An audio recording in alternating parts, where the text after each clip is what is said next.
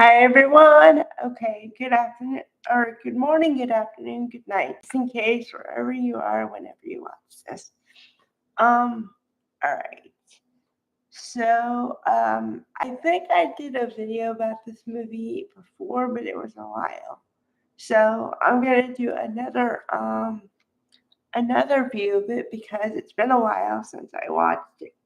So of course my opinions have changed and my perspective has changed. So all right. And I have to give you all the information before I start. So, it was made in 2002. It's a made for TV movie. So, you're not going to see it anywhere else but TV or maybe on the internet, which is where I happened to find it last night. Um, and it stars Bess Armstrong and Cheryl Ladd. Now, you might know those names because Bess Armstrong plays the mother on My So Called Life, the best teen drama of the 90s that was not given a chance, in my opinion. And Cheryl Ladd is most known for being one of the three Charlie's Angels. So, and she's done a lot of TV movies and everything since then. So I'm not trying to shortchange either one of them. Okay. Now this movie is a little bit different than my usual fare, but I figure I'd give it a try. Um, because usually I do comedies, a little drama. Okay, so this one hits the drama note completely because it's the title suggests what it is.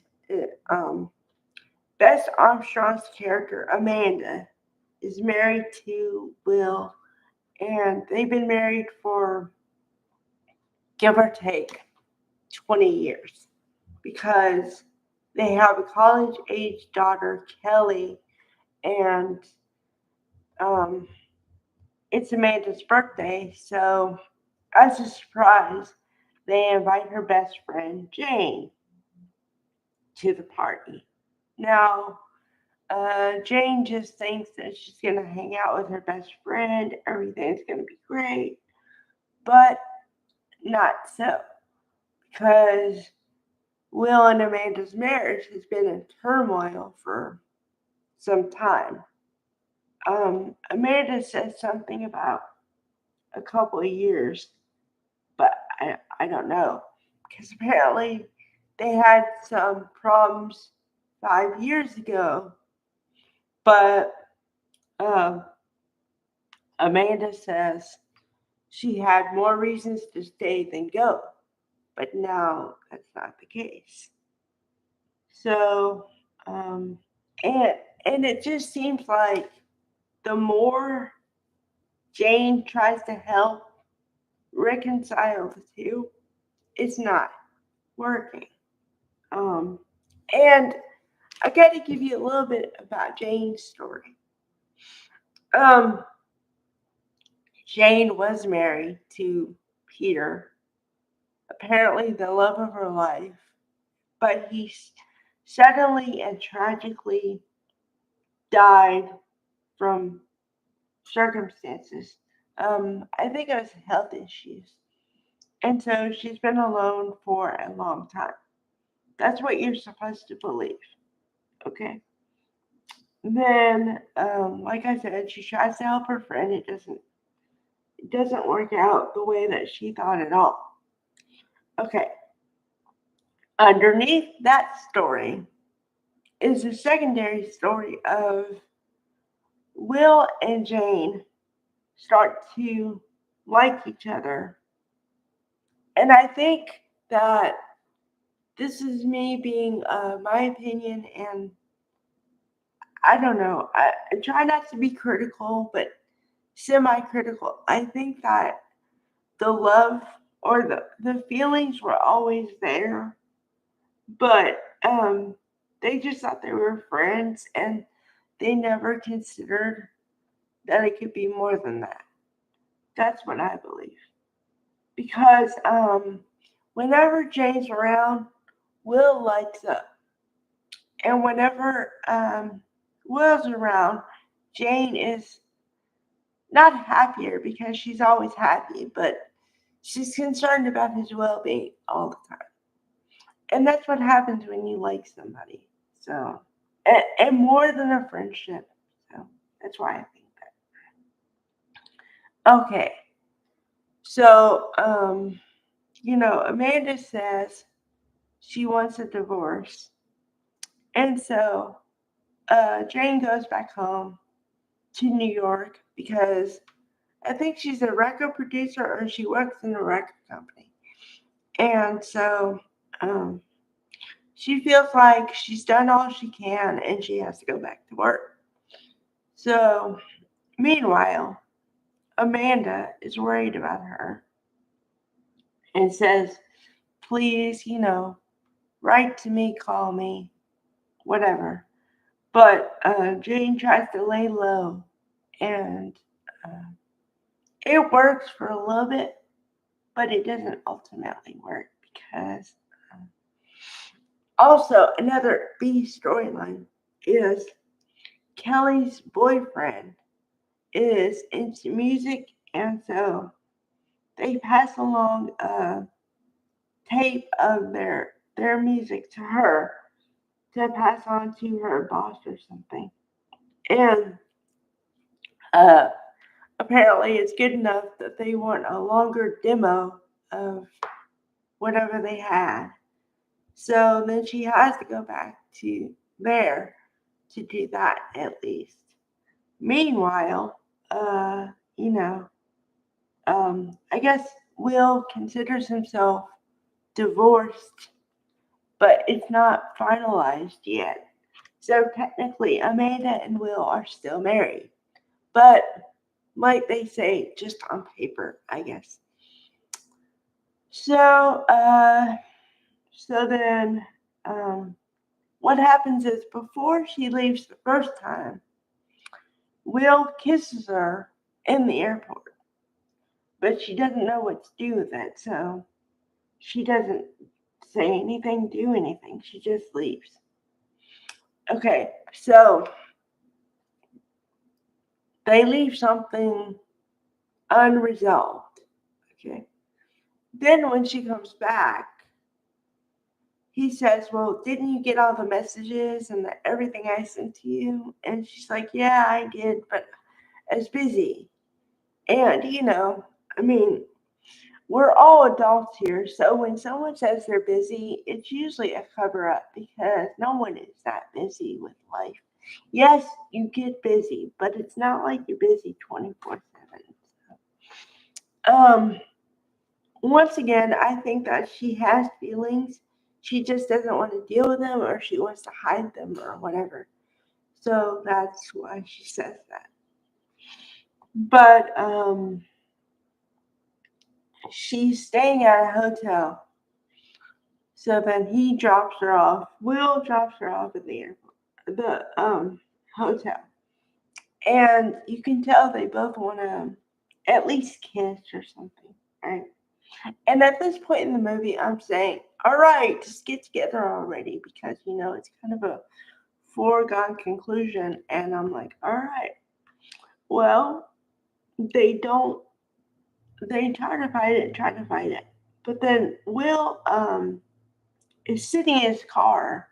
He's already left her, in the hotel. But he sits in his car for, I don't know, 10 minutes. I guess wondering and thinking about what he wants to do. Then he convinces himself to go back to her room, knock on the door, and at that point, they start kissing and it turns into something else.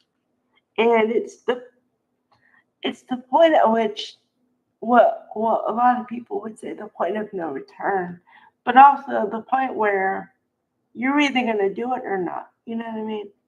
And you can kind of see the writing on the wall.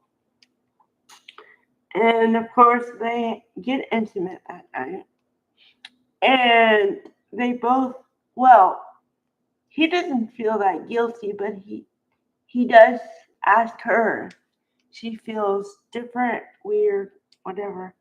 And she says, yeah, I feel guilty because, like, you're my best friend's husband, and, we did what we did. But, like I said, okay, here's where my perspective changed. Because when I saw it the first time, which I've seen this movie, I don't know, 4 or 5 times over the years, okay, so at different points. It came out in 2002. I watched it in 2003 or whenever, like right after it first came out. At that point in my life, I was like very black and white. If someone's married, you shouldn't be with them. Why are you with somebody like that? That kind of thing. Then the second time I watched it, I was still a little upset, but I could see the other side. Now it's been a long time since 2002, and my perspective has totally changed because I look at the whole movie as a whole. Okay, Amanda and Will, who were originally married, their marriage is on the outs from the outset. They're not getting along at all.